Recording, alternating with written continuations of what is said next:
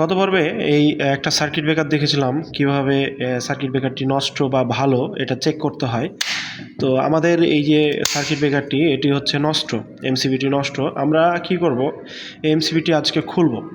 MCB খুলে আজকে দেখাবো যে এমসিবির ভিতরে কি কি আছে এবং এমসিবিটি ঠিক করা সম্ভব কি না সেটিও দেখব। আর এমসিবি সাধারণত ঠিক করে খুব যে ভালো সার্ভিস দেয় সেটাও কিন্তু না, যে খুব একটা ভালো সার্ভিস পাবেন এরকম কিন্তু না। তারপরও আমরা এটাকে খুলে এটা ঠিক করা যায় কিনা বা ছোট কোনো লোডে চালানো যায় কিনা আমরা সেটা একটু দেখব। ঠিক আছে, আমরা এটা খুলে আপনাদের দেখুন 4টে নাট আছে, খুলে দিচ্ছি।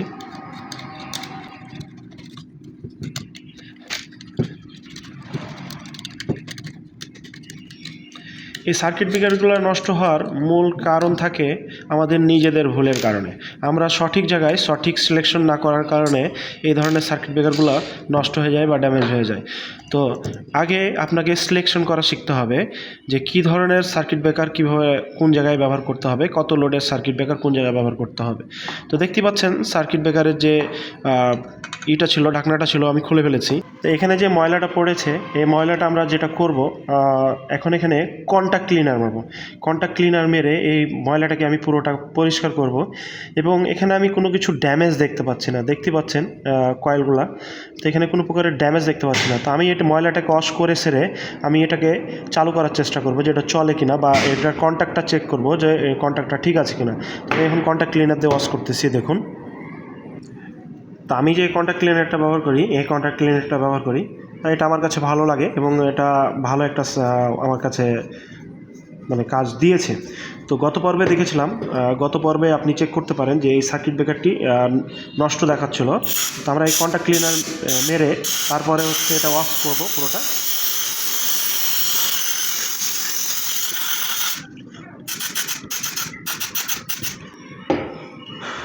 অনেক সময় দেখা যায় কি, এই যে সার্কিট ব্রেকারগুলো আমাদের যে ডাস্ট ফ্যাক্টরি থাকে, দেখা যাচ্ছে যে রাইস মিল বা ফ্লাওয়ার মিল বা ফিড মিল, ওই সব ফ্যাক্টরিগুলোতে যদি ডাস্ট হয়, দেখা যাচ্ছে যে ধুলো, অতিরিক্ত ধুলো হয়, তখন এর ভিতরে ময়লাও যেতে পারে, ময়লায় গিয়েও অনেক সময় সমস্যা হয়ে থাকে।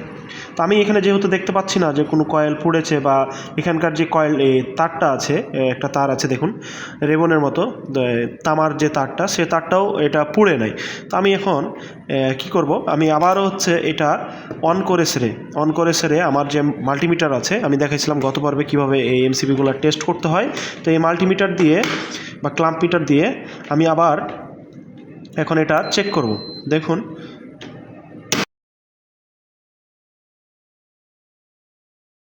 এখন আমি অন করলাম। অন করার পরে এখন আমি চেক করব যে আমার কন্ট্যাক্টটা ঠিক হচ্ছে না। দেখুন, অন দেখাচ্ছে না, একটা অন দেখাচ্ছে আর এটা দুইটা অফ দেখাচ্ছে।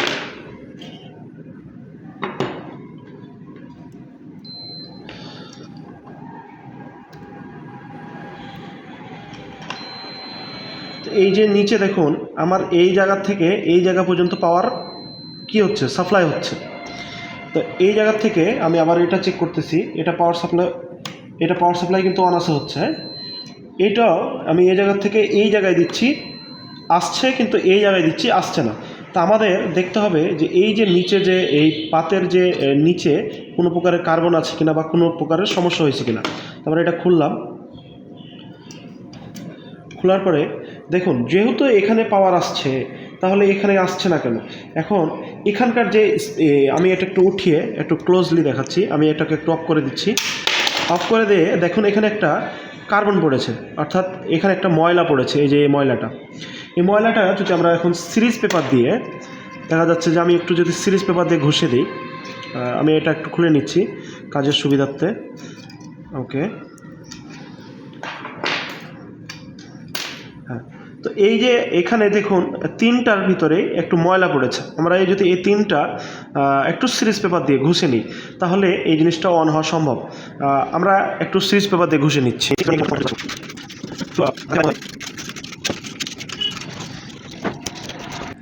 তো তিনটা অলরেডি ঘষা শেষ। আমি এখন যদি আমি এটা অন করি, এখন অন করে আমি আরেকবার চেক করব যে এটা আসলে ঠিক দেখাচ্ছে কিনা।